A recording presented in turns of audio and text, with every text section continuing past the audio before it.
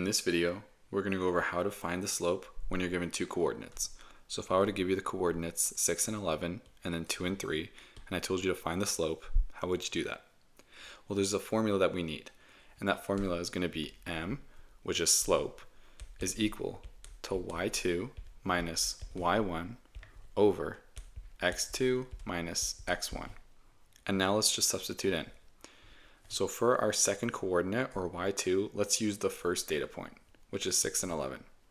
So the y coordinate for this data point is going to be 11. So m is equal to 11 minus y1. So the y value for the other coordinate is 3.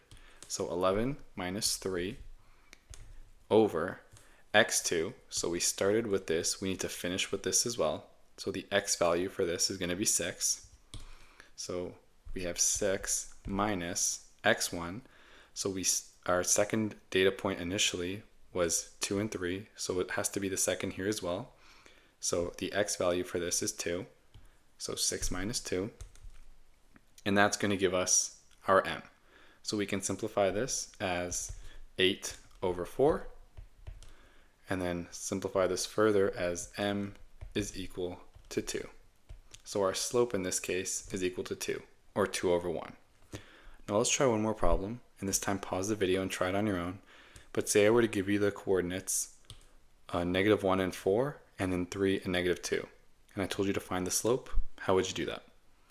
Well, once again, we need to use the same formula of m is equal to y2 minus y1 over x2 minus x1. And now we need to sub in again.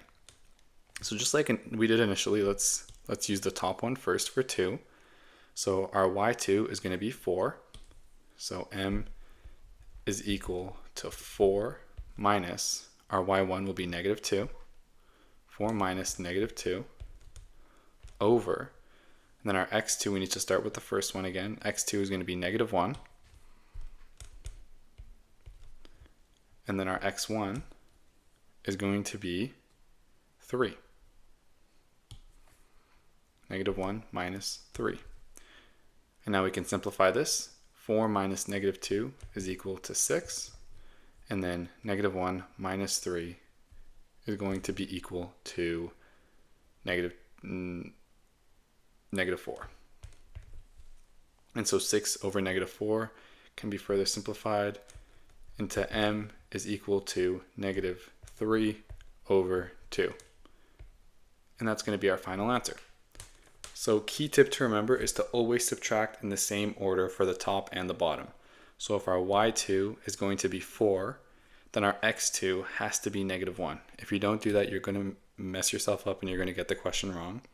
And a common mistake is that, again, students will mix coordinates. So their y2 will be 4, and then their x2 will be 3, for example, 3. You have to, your y2 and your x2 need to be from the same coordinate. I hope this video helped. Thank you.